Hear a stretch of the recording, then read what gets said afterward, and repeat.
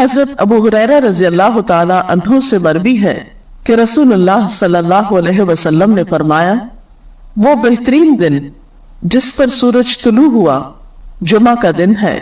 اسی دن حضرت آدم علیہ السلام تخلیق کیے گئے، اسی دن جنت میں داخل کیے گئے اور اسی دن وہاں سے نکالے گئے، اور قیامت واقع نہیں ہوگی مگر جمعہ کے دن۔ تو اس سے پتہ چلتا ہے کہ جمعہ کا دن اسلامی تاریخ میں اہمیت کا حامل ہے۔ اس دن میں سب سے اہم کام جو ہمیں کرنا ہے وہ نماز جمعہ کا اہتمام ہے۔ نماز جمعہ مردوں کے لیے ایک فرض عبادت کی حیثیت رکھتی ہے۔ حضرت جابر رضی اللہ تعالی عنہ سے روایت ہے کہ رسول اللہ صلی اللہ علیہ وسلم نے فرمایا، جو شخص اللہ اور یوم آخرت پر ایمان رکھتا ہو اس پر جمعہ کے دن جمعہ پڑھنا فرض ہے، سوائے مریض کے، مسافر کے، عورت، بچے یا غلام کے۔ جو شخص کھیلنے یا تجارت میں بے پرواہ ہو اللہ بھی اس سے بے پرواہ ہو جاتا ہے، اور اللہ تعالیٰ بے نیاز تعریف والا ہے۔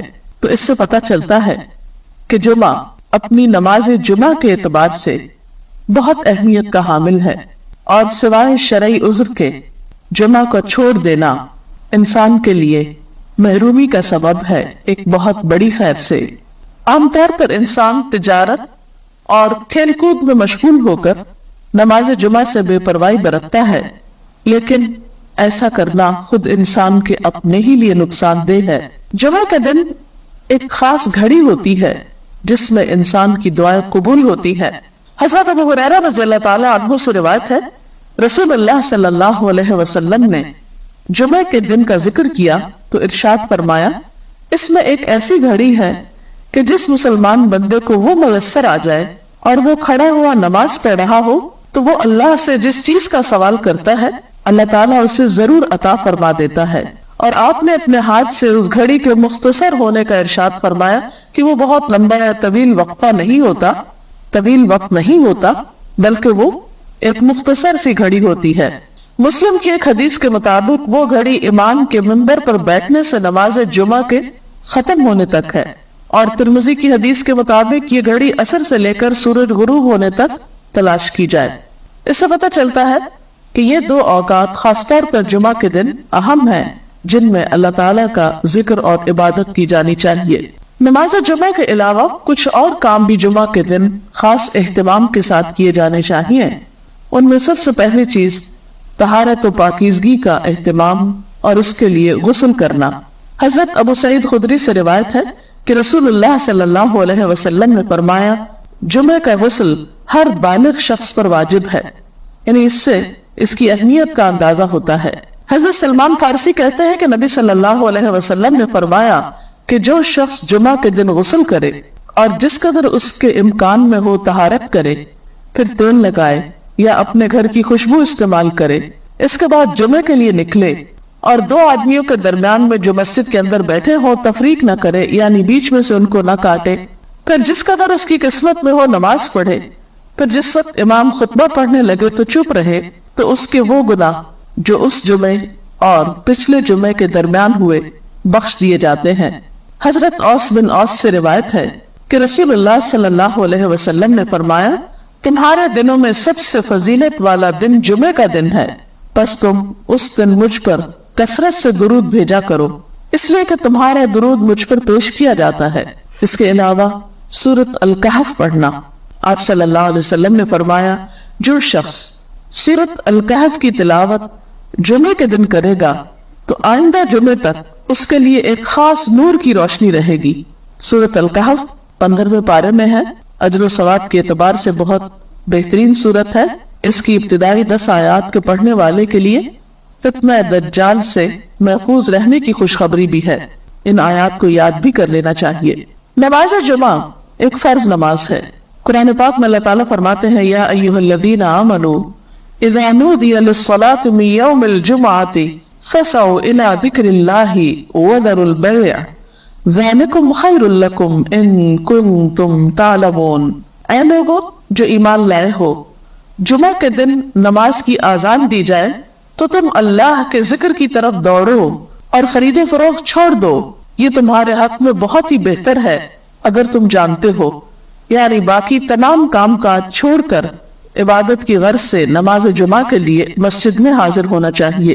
آپ صلی اللہ علیہ وسلم نے نماز جمعہ کی فضیلت بیان کرتے ہوئے فرمایا، جس نے وضو کیا اور اچھے طریقے سے وضو کیا، کیونکہ بعض اوقات ہم تیزی میں وضو کرتے ہیں، کونیاں خشک چھوڑ دیتے ہیں، یا پاؤں کی ایڑیاں خشک رہ جاتی ہیں، یا اسی طرح چہرے کو پوری طرح نہیں دھوتے یا صاف نہیں کرتے، تو اس سے وضو صحیح طور پر مکمل نہیں ہوتا۔ تو آپ صلی اللہ علیہ وسلم نے اچھی طرح وضو کرنے کا حکم دیا، فرمایا کہ پھر وہ شخص جمعہ پڑھنے کے لیے آئے اور کان لگا کر خطبہ سنے اور خاموش رہے، تو اس کے اس جمعے سے دوسرے جمعے کی درمیانی مدت اور مزید 3 دن کے گناہ معاف کر دیے جاتے ہیں۔ اس میں ہم دیکھ رہے ہیں کہ خاص طور پر خطبہ کے وقت خاموشی کا ذکر ہے، کیونکہ اس وقت توجہ کے ساتھ بات سننا نہایت ضروری ہے۔ ایک اور حدیث میں یہ بھی آتا ہے کہ اگر کوئی شخص کسی دوسرے کو خطبے کے دوران یہ کہتا ہے کہ تم چپ ہو جاؤ، یعنی چپ کرانے کے لیے بھی بولتا ہے، تو اسے بھی ایک لغو بات شمار کیا گیا اور ناپسندیدہ قرار دیا گیا۔ نماز جمعہ نہ پڑھنے والوں کے لیے آپ نے وعید بھی سنائی۔ حضرت ابو ہریرہ اور حضرت ابن عمر سے روایت ہے، انہوں نے رسول اللہ صلی اللہ علیہ وسلم کو اپنے منبر کے تختوں پہ یہ فرماتے ہوئے سنا کہ لوگ جمعے چھوڑنے سے باز آ جائیں، ورنہ اللہ تعالیٰ ضرور ان کے دلوں پہ مہر لگا دے گا، پھر وہ یقیناً غافل لوگوں میں سے ہو جائیں گے۔ اور غافل دل تو پھر ایک بیمار دل ہوتا ہے، انسان کے اپنے ہی لیے تکلیف دہ ہوتا ہے۔ حضرت ابن مسعود سے روایت ہے کہ نبی صلی اللہ علیہ وسلم نے ان لوگوں کے بارے میں فرمایا جو جمعے سے پیچھے رہتے ہیں کہ میں نے ارادہ کیا کہ کسی شخص کو حکم دوں جو لوگوں کو نماز پڑھائے، اور میں جا کر آگ لگا دوں ان لوگوں کے گھروں کو جو جمعے سے پیچھے رہتے ہیں، یعنی اپنے گھروں میں ہی رہتے ہیں اور نماز کے لیے مسجد نہیں آتے۔ نماز جمعہ کے لیے سب سے اہم بات یہ ہے کہ وقت پر مسجد آئے۔ حضرت عبداللہ سے روایت ہے کہ ایک شخص گردنیں پھلانگتے ہوئے جمعے کو آیا اور رسول اللہ صلی اللہ علیہ وسلم خطبہ پڑھ رہے تھے، تو آپ نے فرمایا بیٹھ جاؤ، تم نے لوگوں کو اذیت دی۔ یعنی دیر سے آنا اور پھر گردنیں پھلانگ کر آگے جانا اور جگہ تلاش کرنا، یہ دوسروں کے لیے اذیت اور تکلیف کا سبب ہے۔ اس لیے وقت پر مسجد پہنچنا چاہیے تاکہ صحیح جگہ پر بیٹھ کر خطبہ سنا جا سکے اور نماز کی ادائیگی بھی بہتر طور پر ہو۔ اسی طرح بیٹھنے کا طریقہ بھی بتایا گیا۔ حضرت معاذ بن انس سے روایت ہے کہ نبی صلی اللہ علیہ وسلم نے جمعے کے دن جبکہ امام خطبہ دے رہا ہو، گھٹنوں کو پیٹ کے ساتھ ملا کر بیٹھنے سے منع فرمایا، یعنی اس طرح ٹانگیں کھڑی کر کے گھٹنے پیٹ کے ساتھ ملا کر بیٹھنا منع ہے، ادب کے خلاف ہے، کیونکہ وہ ایک تعلیم کا وقت بھی ہے، عبادت کا وقت بھی ہے، اس میں ادب اور احترام کے ساتھ بیٹھنا چاہیے۔ پھر اسی طرح مناسب جگہ بیٹھنا چاہیے۔ حضرت ابن عمر کہتے ہیں کہ نبی صلی اللہ علیہ وسلم نے منع فرمایا ہے کہ کوئی شخص ایسا کرے کہ اپنے بھائی کو اس کی جگہ سے اٹھا دے اور خود اس کی جگہ بیٹھ جائے۔ کہا گیا کہ صرف جمعہ میں؟ فرمایا جمعہ اور اس کے علاوہ اور موقعوں پر بھی، یعنی کوئی شخص یہ نہیں کر سکتا کہ جمعہ کے دن خود تو دیر سے آیا پھر آ کر کسی اور کو اٹھا کر اس کی جگہ پر بیٹھے، اور ویسے بھی یہ ایک بد اخلاقی کی حرکت ہے۔ جمعہ کے علاوہ دوسرے موقعوں پر بھی اس کا لحاظ رکھنا چاہیے۔ پھر یہ کہ خطبہ خاموشی سے سننا چاہیے۔ آپ صلی اللہ علیہ وسلم نے فرمایا اگر جمعے کے دن جبکہ امام خطبہ پڑھ رہا ہو پھر تو اپنے پاس والے سے یہ کہے کہ چپ رہ، تو بے شک تو نے لغو یعنی بری حرکت کی۔ ہمارا دین دین فطرت ہے، اس میں انسان کو عبادت میں ایسی تکلیف نہیں دی گئی کہ جس میں مشغول ہو کر وہ اپنی دنیا کے کاموں سے بالکل بے نیاز ہو جائے اور اپنی ذمہ داریوں کو دوسروں پر ڈال دے۔ اسی لیے ہم دیکھتے ہیں کہ قرآن پاک میں اللہ تعالیٰ فرماتے ہیں فَإِذَا قُضِيَتِ الصَّلَاةُ فَانْتَشِرُوا فِي الْأَرْضِ وَابْتَغُوا مِنْ فَضْلِ اللَّهِ وَاذْكُرُوا اللَّهَ كَثِيرًا لَعَلَّكُمْ تُفْلِحُونَ۔ پھر جب نماز ہو چکے تو زمین میں پھیل جاؤ، اللہ کا فضل تلاش کرو اور بکثرت اللہ کا ذکر کیا کرو تاکہ تم فلاح پاؤ۔ تو اس سے یہ بات پتہ چلتی ہے کہ ایک فریضہ ادا کرنے کے بعد انسان کو دوسرے فرض کی ادائیگی کے لیے نکل جانا چاہیے، یعنی رزق حلال کے لیے کوشش، محنت، کیونکہ وہ بھی ایک فریضے کے بعد دوسرا فریضہ ہے۔ لیکن دنیا کا کام کاج کرتے ہوئے بھی انسان کو اللہ کو بالکل بھلا نہیں دینا چاہیے۔ اس کے لیے کیا نسخہ بتایا گیا کہ وَاذْكُرُوا اللَّهَ كَثِيرًا، اللہ کا ذکر کثرت سے کرو۔ یعنی انسان اپنے کام کاج میں بھی جب خاموش لمحات آئیں تو سبحان اللہ، الحمدللہ، اللہ اکبر، کوئی بھی تسبیح اپنی زبان سے کر سکتا ہے۔